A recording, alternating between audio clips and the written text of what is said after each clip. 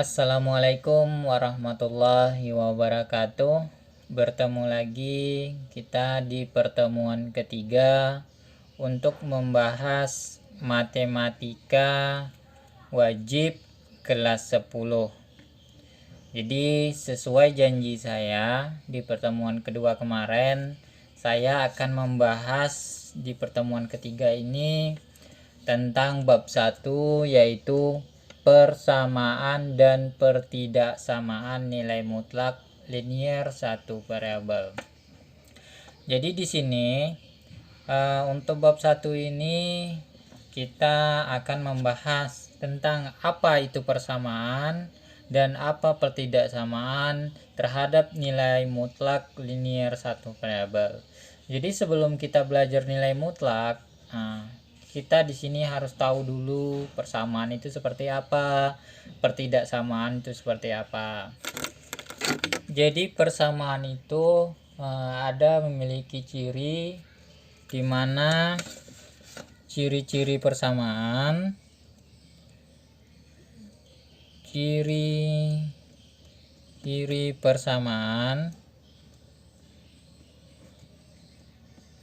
yaitu yang pertama, dia memiliki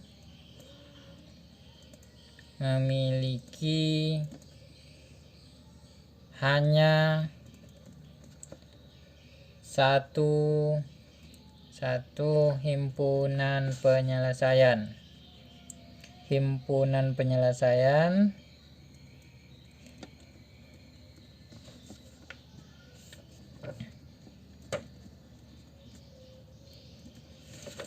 atau dalam kurung HP. Jadi ciri-ciri yang pertama itu, ciri-ciri persamaan pertama, dia memiliki hanya satu himpunan penyelesaian atau HP, yaitu tanda sama dengan. Jadi itu ciri-ciri persamaan. Kalau ciri-ciri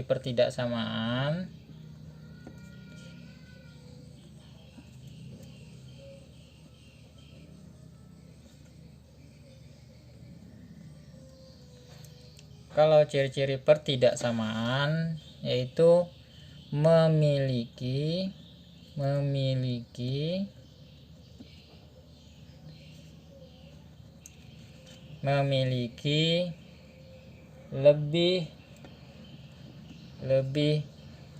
dari satu himpunan penyelesaian atau disingkat HP. Apa itu? Kecil, besar, kecil sama dengan, besar sama dengan.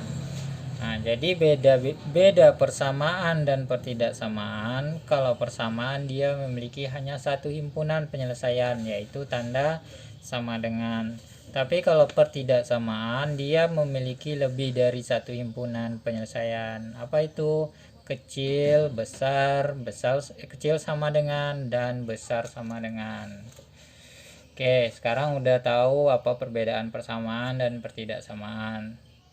Oke, sekarang kita memahami tentang nilai mutlak. Nilai mutlak itu seperti apa? Jadi nilai mutlak itu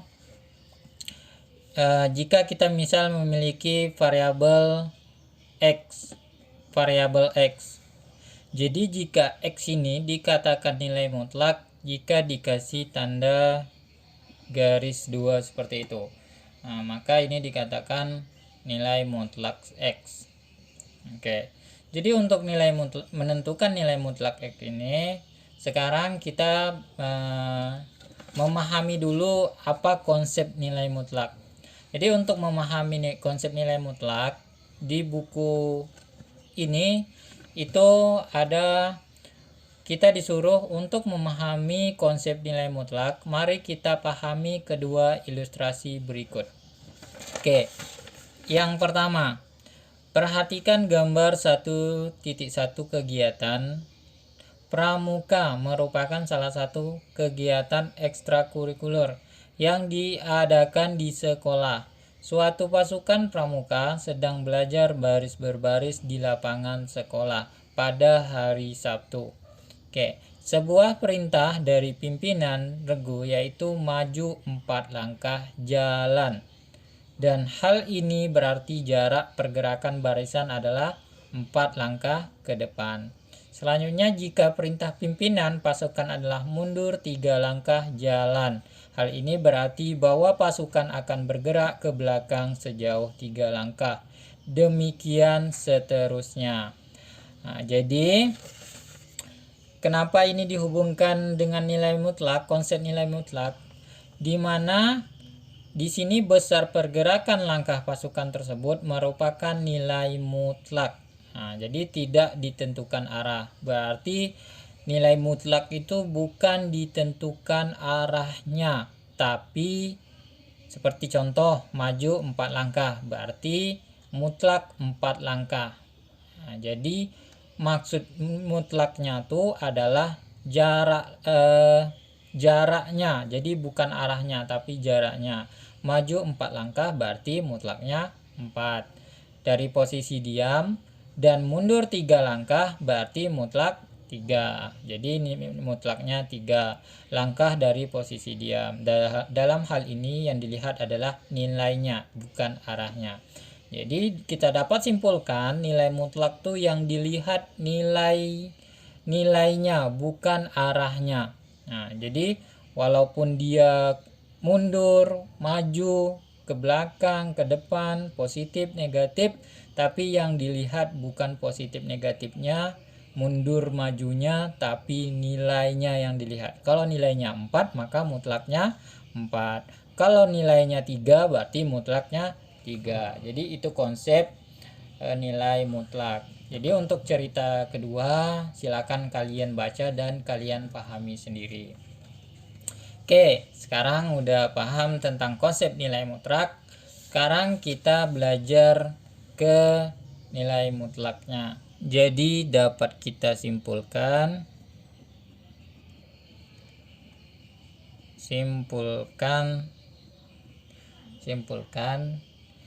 mutlak itu yaitu jarak. Nah, jarak atau nilai ya tadi. Jadi sehingga sekarang yang ditanyakan berapa nilai mutlak X? Berapa nilai mutlak X? Misalkan contoh 1 X itu sama dengan 5. Berarti mutlak 5 sama dengan berapa? Oke, bagaimana kita menentukan mutlak 5? Maka gunakan arah tadi dengan garis bilangan. Jadi di sini kita juga harus memahami garis bilangan. Garis bilangan misalkan terhadap sumbu X. Oke, ya. Sumbu X. Nah, ini titik langkah awalnya atau titik tengahnya. Oke, terhadap sumbu X. Jadi 5x berarti dia positif. X sama dengan 5 kan positif, berarti 5 langkah. 1 2 3 4 5. Oke, berarti 1 2 3 4 5 langkah. Berarti untuk menentukan garisnya ke kanan yaitu 5, maka mutlak 5 adalah 5. Oke, jadi seperti itu untuk menentukan garisnya.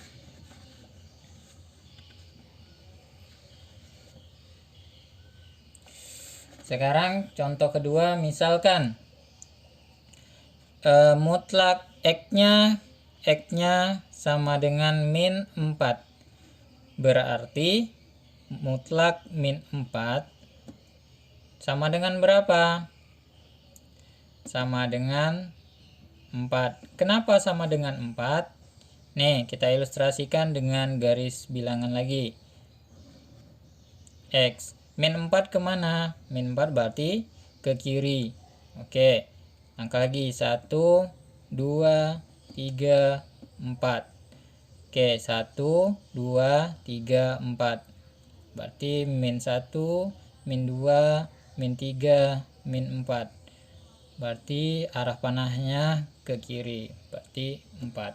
Jadi kenapa min 4 ini bukan mutlak, min 4 ini bukan min 4? Di sini ingat tadi konsep nilai mutlak itu bukan dilihat arahnya, tapi yang dilihat jaraknya. Nah, berapa langkah jaraknya? Kita hitung 1 2 3 4. Berarti jaraknya adalah 4. Maka nilai mutlak min 4 adalah 4. Seperti itu. Jadi dapat kita simpulkan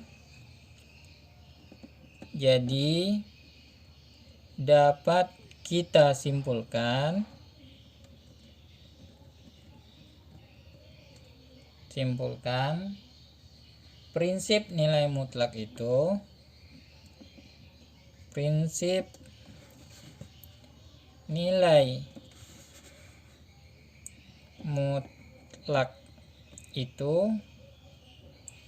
alat untuk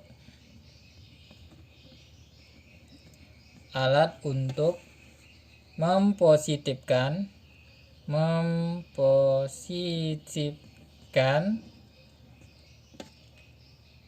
dan kita tidak melihat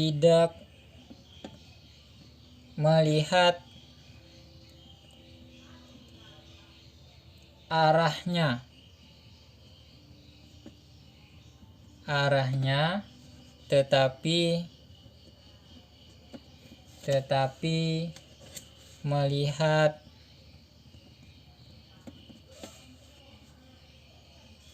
melihat berapa jaraknya. Nah, jadi itu prinsip nilai mutlak. Jadi dapat kita simpulkan prinsip nilai mutlak itu alat untuk mempositifkan dan kita tidak melihat arahnya tetapi melihat berapa jaraknya. Oke, untuk tugas pertama silakan kalian baca yang ilustrasi cerita kedua tadi. Kalian baca. Selanjutnya tugasnya adalah 1. Perhatikan sketsa berikut. Oke. Yang pertama, ke belakang 2 langkah.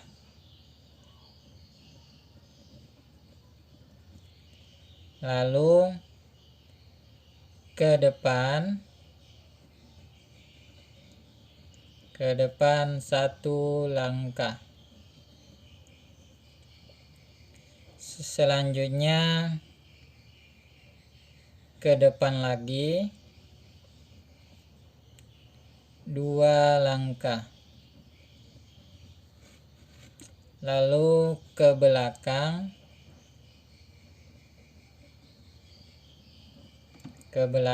3 langkah.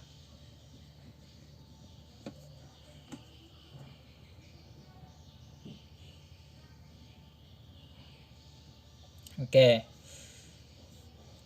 Pertanyaannya, buatlah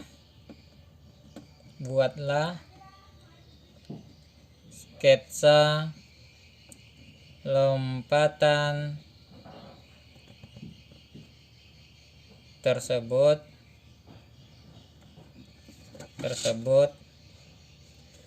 pada garis bilangan. Untuk soal nomor 2,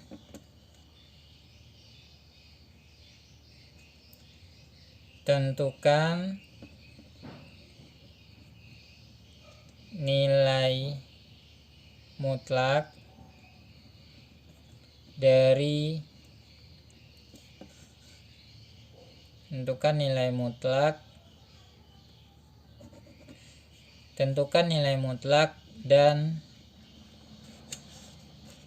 gambarkan pada garis bilangan.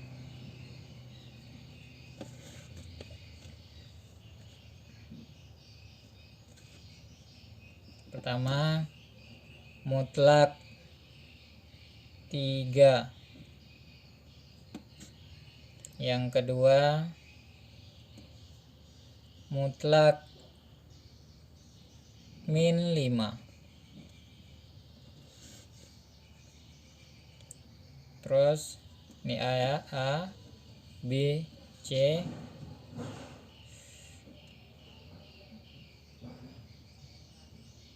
empat tambah 3, mutlak 4 tambah 3. Selanjutnya yang D,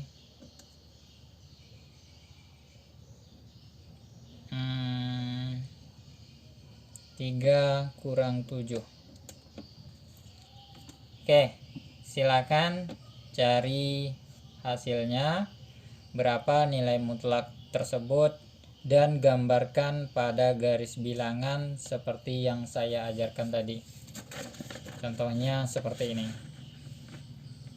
Oke, sekian untuk pertemuan ketiga. Saya tutup. Alhamdulillahirabbil alamin. Assalamualaikum warahmatullahi wabarakatuh.